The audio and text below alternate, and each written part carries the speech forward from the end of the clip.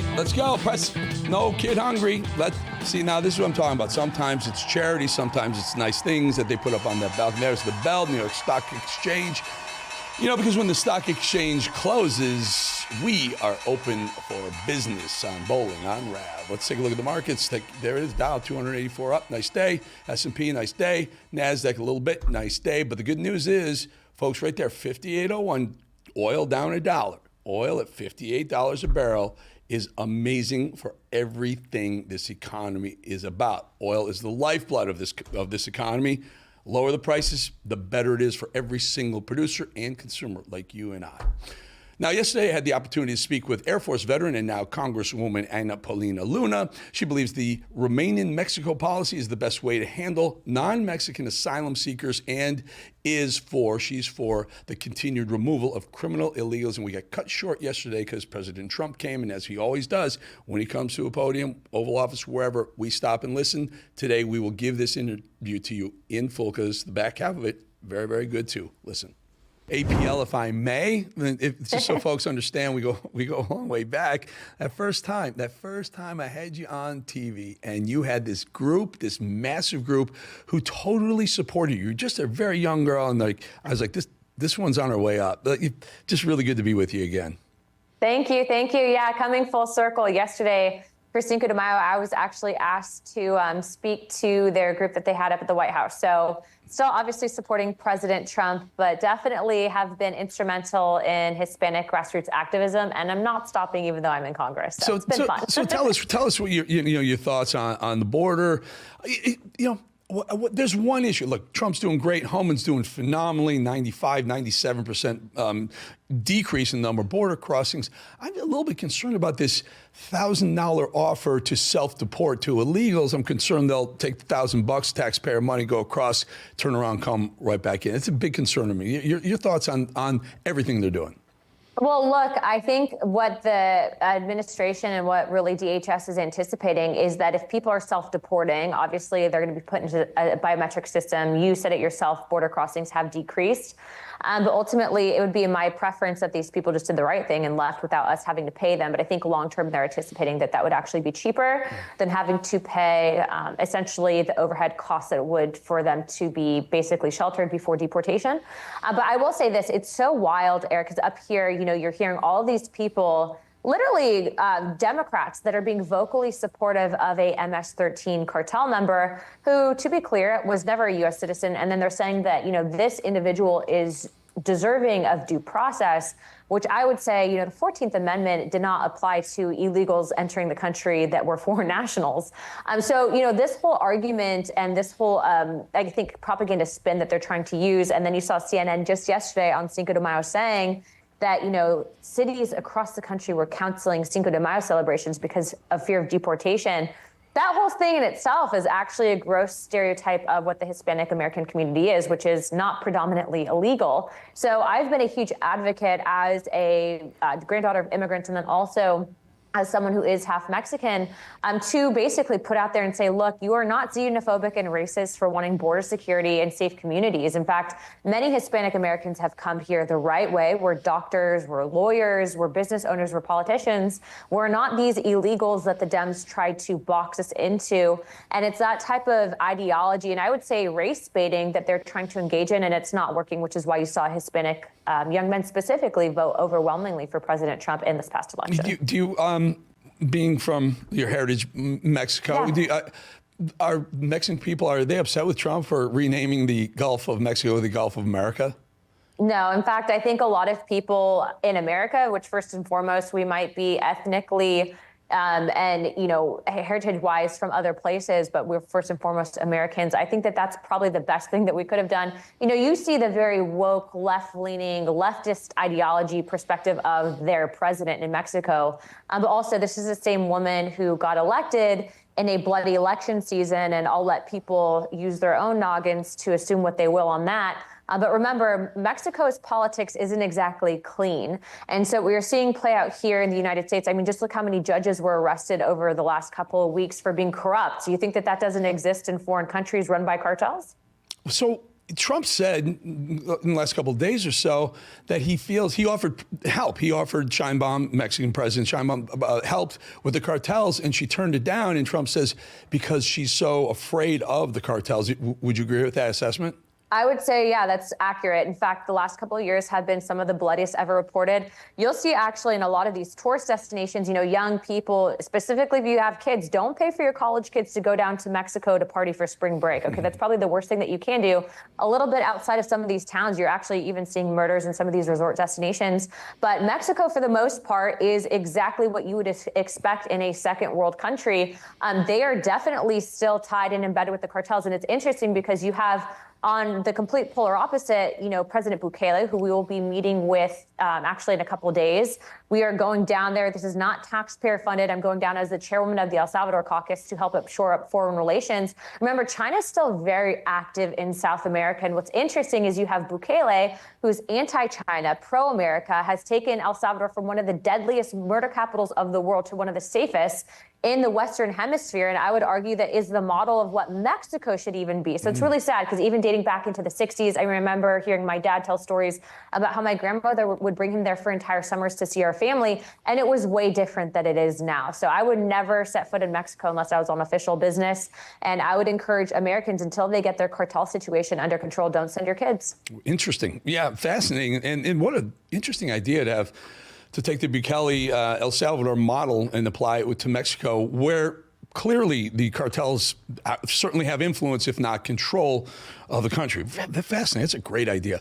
Well, just if I can add in there, Eric, too, what's been interesting is I have heard rumors that there are organizations in Texas. It's not uncommon to hear that local officials, specifically on these border towns, even sometimes politicians or people running for office, do have ties to cartels or cartel sympathizers. And so it's incredibly important for voters, especially if you see shady behavior, if you're realizing this, if you're hearing it happening in your border towns, make note of it and report it to the DOJ, because we cannot tolerate corruption in any form. This is not Mexico. This is not a third world country. We still believe in the rule of law here. Do you think Trump should direct Pete Hegseth in defense to enter Mexico, sovereign country, to tamp down some of the cartel violence?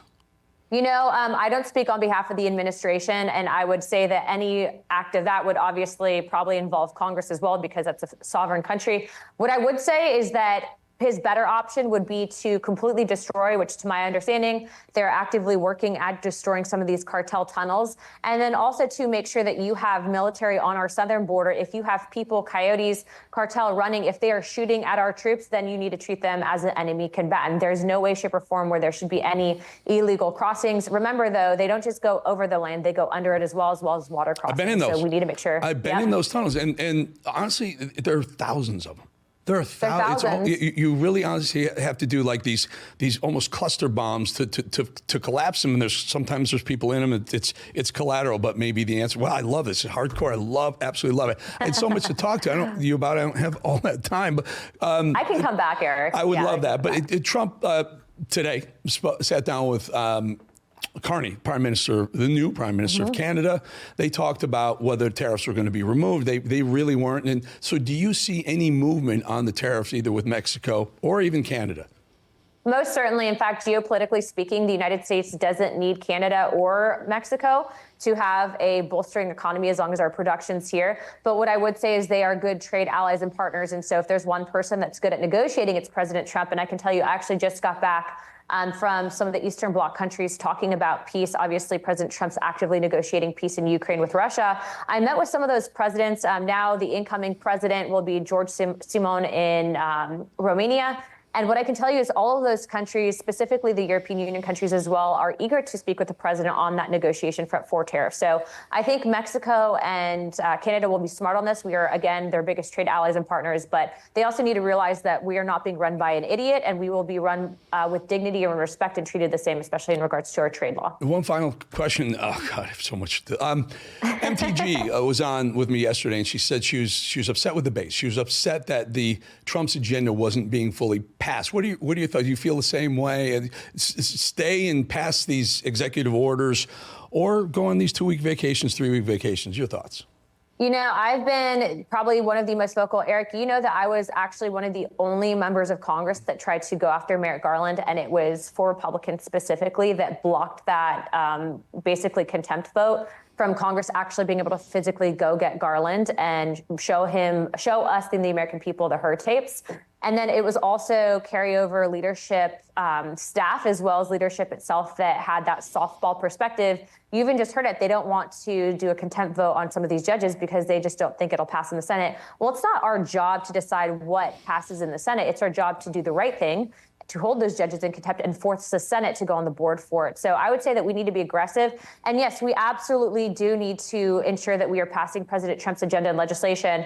But again, you know, sometimes people, and this is kind of funny, Eric, but people say, you know, they're in California and they're telling me, you know, they're not going to vote for me again because I'm not passing President Trump's agenda, but they don't know who their own representatives are. And so what I would tell you is that, you know, I'm simply one member. We are one of President Trump's biggest allies, and we will continue to hold leadership to the fire, even if that's our own detriment. But people need to actively be getting involved in contacting their member of Congress. And you can find out who your member of Congress is by going in and typing in your zip code to the house.gov website.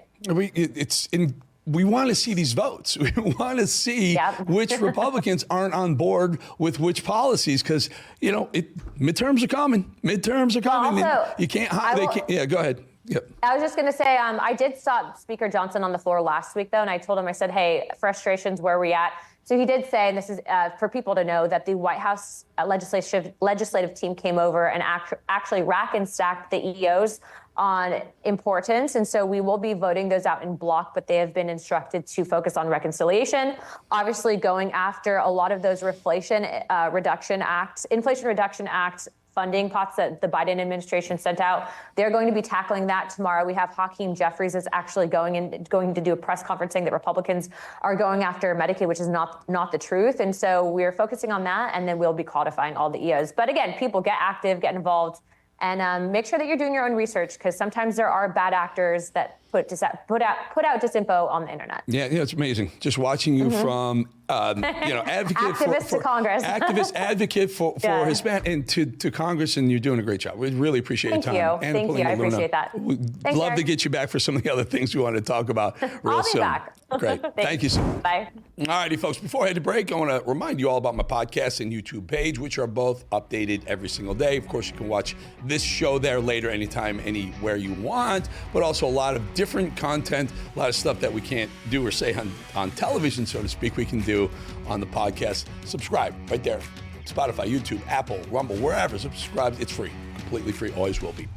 Up next, football legend and my very, very good friend, Brett Favre, number 4, Hall of Famer, when we come back in 2.5 minutes.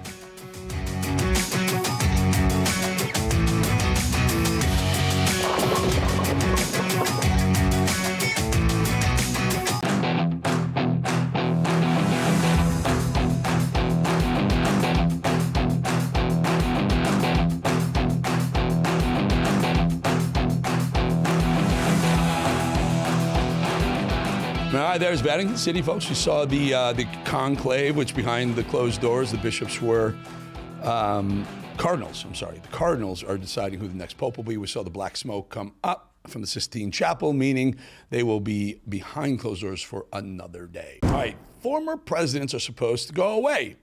Go off, do their little multi-million-dollar speaking engagements, eat avocado on toast, and write some books about the view from the Oval Office, but they're supposed to vanish into thin air, mostly out of the public eye, sometimes seen at state funerals, high-level events, and so on. Even Barack Obama slithered away for a short while once President Trump made his way into the White House. Maybe he was embarrassed after this little comment didn't age particularly well. I'll leave it to you to speculate on how this whole race is going to go. I continue to believe Mr. Trump will not be president. Oopsies, but at least Barack Obama could string sentences together, walk up and down stairs, walk on flat surfaces. Remember where he is, but why? Why just 100 plus days into Trump's presidency 2.0 are we seeing so much of that other dementia in chief, Joe Biden? This was Joe Biden's first speech out of office. They wheeled him out of the basement, and this was an absolute disaster, best he could do. I remember pulling into the parking lot, And I'd never seen hardly any black people in Scranton at the time and I was only going in the 4th grade. And I remember seeing the kids going by at the time called colored kids on a bus going by. Well, imagine if President Trump had said all that, wall-to-wall, 24/7 coverage about how racist he is, and there would be a summer of love, Antifa protests throughout America, streets on fire, stores looted, you get my point. But now there's a steady stream of discussion about how they covered up Biden's dementia for years, giving out awards at the White House Correspondents Association to themselves, the media, forcing some to come out and insist they really, I had no clue. I never saw that person, not a single time, and I was in the Oval Office every day, that was on that debate stage. I'm not a doctor. Aging happens quite quickly. Were things that people saw during that period of time that were similar to that or would have been in a category of that? I don't know, possibly, It's just disgusting, Jen Psaki. You don't have to be a doctor to see that Biden had lost all cognitive abilities. The guy didn't know where the hell he was, and now we're finding out. You're a liar. Doesn't matter what Raggedy Ann says. She can circle back all she wants and lie until she's blue in the face. The fact of the matter is the cat's out of the proverbial bag. We always knew it. And then they knew it. And now they're admitting it. At least some of them are. That, yes, we knew it, but we just didn't want President Trump anywhere near the White House, blah, blah, blah. So why, I ask, why, pray tell, is he still out there, Joe Biden, on full display doing interviews? Does anyone even want him around? Is this all on? Is this Jill Biden? What's he doing? Showing us and what the world exactly why he was so unceremoniously booted from the presidential race by his commie comrades. That first speech we showed you earlier where he talked about colored kids, his word, colored kids, and slurred and drooled through his first speech since leaving the Oval Office. And now interviews with BBC. Why? I ask this, why is this happening? I do fear a little bit. And I don't think it's been forgotten by the people. I think it's being forgotten by the leadership a little bit. Excuse my cough. The fact is that my father and mother's generation knew what was at stake. It is pure elder abuse on television. What strikes me is that the pen in Biden's hand, did you see it? He's holding onto it for dear life. He looks down at it. Take a look. Do you think it's not common sense? It's perhaps modern day appeasement? It is modern day appeasement. Look, listen to what Putin said when he talked about going from Kyiv into Ukraine. Staring at the pen, trying to figure out what it is, and then he says, listen to what Putin said. Remember when he called Zelensky Putin while he was president? Just to be clear, we're not taking foreign policy advice from this guy. And now I want to hand it over to the president of Ukraine, who has as much courage as he has determination. Ladies and gentlemen, President Putin. President Putin. He's going to beat President Putin. President Zelensky. I'm so focused on beating Putin, we got to worry about it. Jen Psaki, you didn't see it. You didn't see it. You're not a doctor, but you didn't see that. But this is the real reason Joe Biden and his camp of elderly abusers really need to tell their version of the coup to remove him. Should you have withdrawn earlier, given someone else a bigger chance? I don't think it would have mattered. We left at a time when we had a good candidate. She was fully funded. And what happened was I had become what we had set out to do, no one thought we could do. And become so successful in our agenda, it was hard to say, no, I'm going to stop now. First of all, he can't even speak.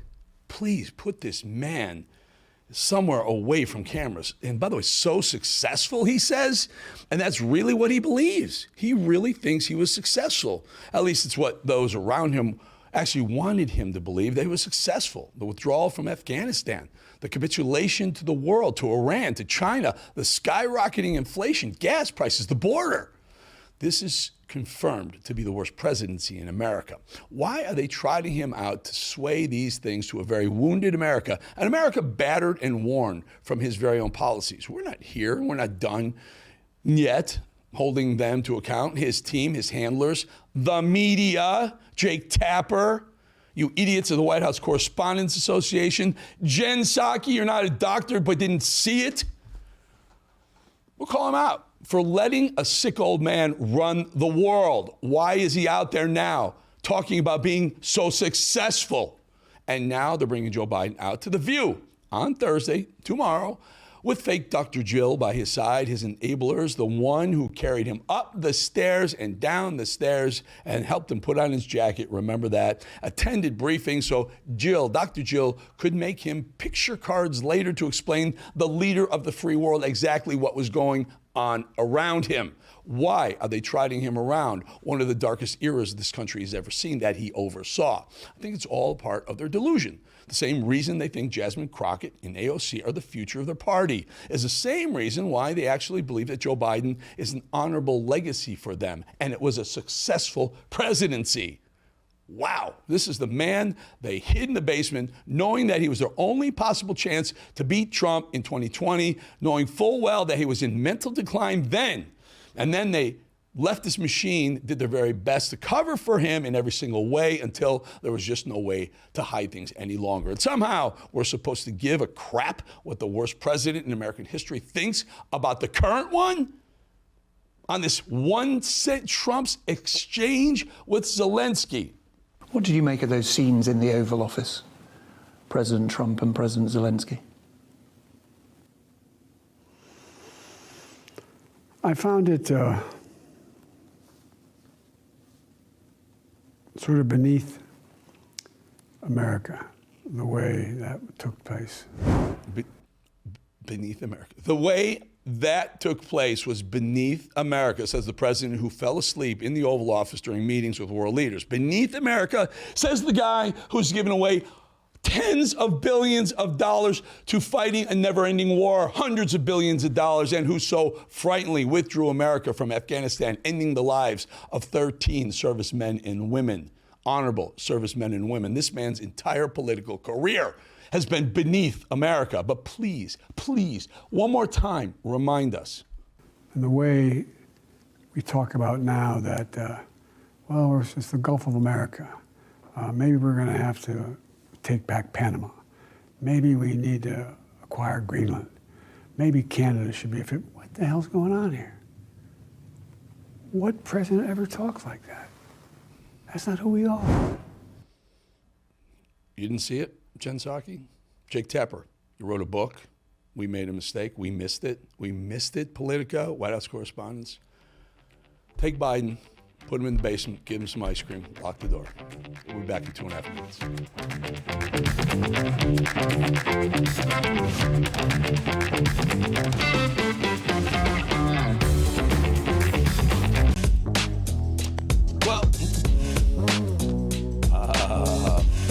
I see Mad Dog, get on here for a second. I see what you did here. Times Square, by the way, folks, it's Times Square. There's an S on the Times. Did you know that? Some people think it's Times Square. Times Square, we know what that is. I know why you took that, Mad Dog. There's a hint in that shot, right, Mad Dog? Right? Yes, sir. There's something in that shot that we're going to talk about. Oh, you're zooming in. Look at the lower right. Look at that. What's that? Well, all right, we're going to talk about that in a minute. That's called a tease. That's coming up in the next segment with Natalie from the Bannon War Room. All right, I just can't get enough of Joe Biden. The time has finally come. Old Joe Biden, again, we tell you about it earlier, decided to come out of the political graveyard and sit for an interview, his first since leaving office. This is a nice long clip from the former sleeper-in-chief, who still doesn't sound thrilled about his glaringly obvious ousting from the Oval Office. Did you leave it too late? Should you have withdrawn earlier, given someone else a bigger chance? I don't think it would have mattered.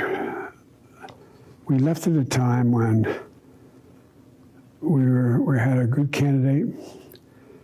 She was fully funded, and what happened was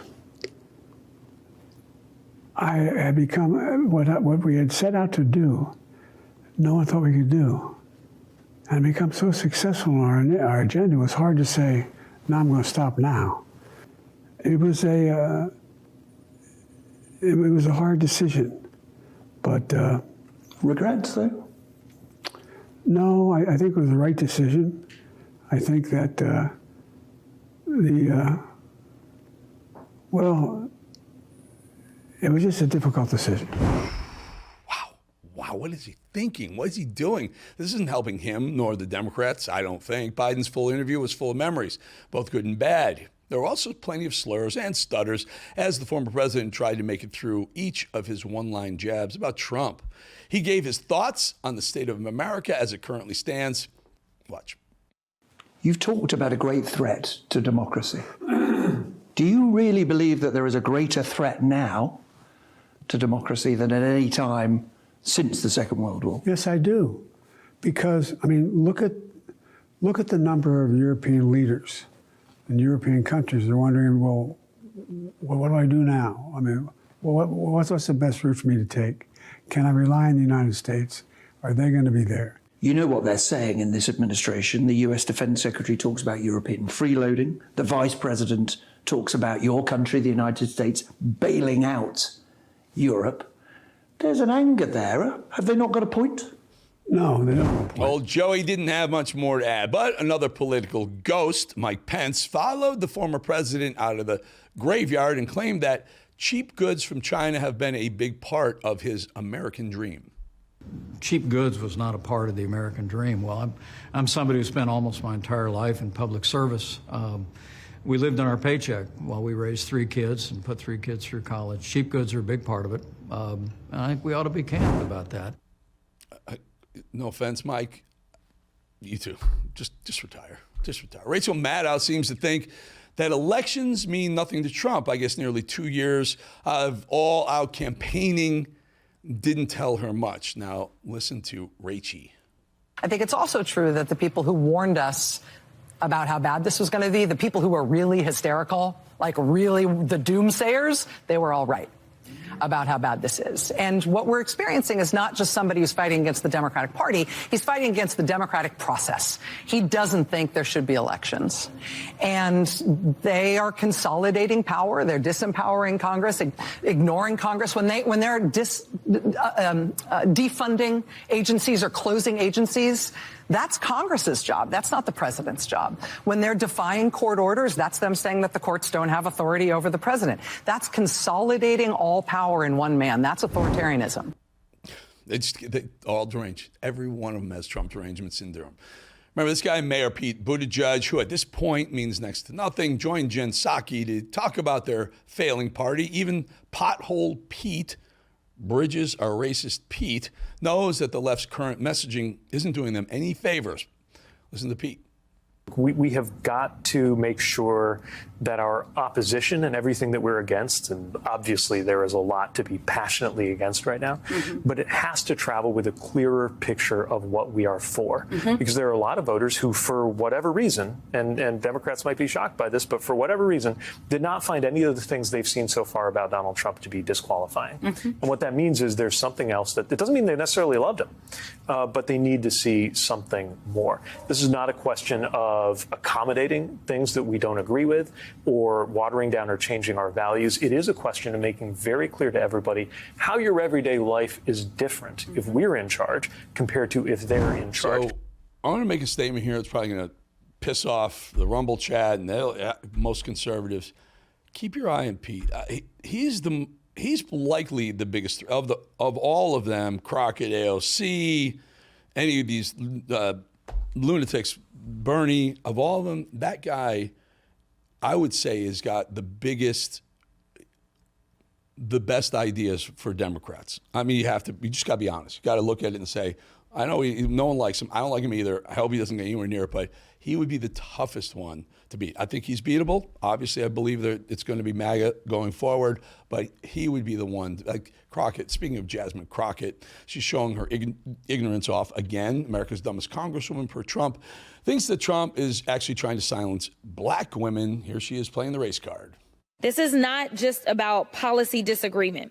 This is about direct attacks on black futures, black prosperity, and black freedom. This is about right versus wrong, point blank. But here's what they don't understand. We've seen this playbook, and every time they've attempted to silence us, erase us, and hold us down, we've resisted and we've pushed this country closer to the ideals it claims to hold. They are trying to bury us. But what they don't realize is that Again, I have no idea what that woman talks about. She's not a dumb person. You can see right there she's not dumb, but I have no idea. I wanted to get to this one. This one just blows my mind. Next one, just great. Dylan Mulvaney, that dude, right, who thinks he's a woman, didn't like the way that he looked in the morning, and he couldn't figure out why. Maybe it's because he is a dude pretending to be a woman. Listen to this delusional nut job. Okay, why did I wake up looking like the possessed mom from a scary movie? I know that the nightgown isn't really helping my case, but it's so comfortable to sleep in. Just for a little context, I looked like this yesterday. All right, so this isn't a full-time thing, but how one person can go from looking so good to so bad, I just will never know. It's really giving The Conjuring, I think. Come here, Stephanie. Wait, I need to show you something. I'm going to leave it at that. Dylan Nutjob. Dylan Mulvaney. Dylan Nutjob Mulvaney. It's a dude. It's a man. And you do look like crap in the morning. Listen, we're going to be back in 2.5 minutes. We got Natalie on the backside.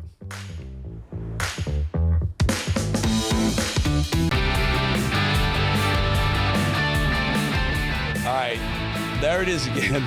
This is Times Square. That's a live shot of Times Square. And Mad Dog, good job. You see over the like screen center right there, there's a big old statue right there, right? All right. Keep that thought for a second. And just wanted to remind you all about my podcast, by the way, while we're here. YouTube page, which are both updated daily. You can watch the show anytime. You can go back, see what you missed. You can listen to APL interview again or Brett Favre, whatever. Just subscribe. Hit that subscribe button on YouTube and Spotify, wherever else you get your podcast. It's always going to be free. It'll never cost you a penny.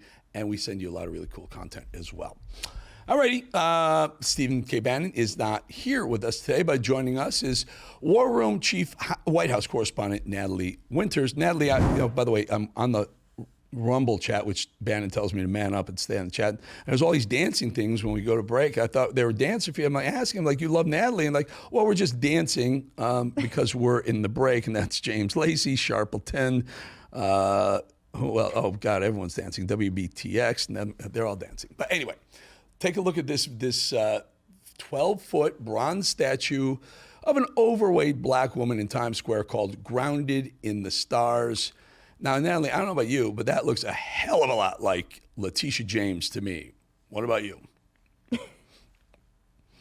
Well, are you trying to trigger me? You know, I've got 2 hours of programming to do. I think I'm going to burn through all my energy. I mean, this is probably the amalgamation of every nefarious cultural force, whether it's body positivity, DEI, I think the celebration just of mediocrity and the promotion of really every value that has represented the antithesis to, I think, the founding of this country and what has made this country great for so long. There is a striking, I would say, resemblance, whether it's physiognomy or otherwise, to Tish James, but this probably is not even the least of her concerns. I think she has some lawfare investigations of her own. Maybe, I guess that's the pot calling the kettle black, but I guess she's going to face the wrath that she unleashed on President Trump. You know, it strikes me that the left, those lunatic progressive nut jobs, were pulling statues down everywhere because they disagreed with whatever the statue represented. I mean, if it is Tish James, I can imagine some people not liking what Tish James represents, and they might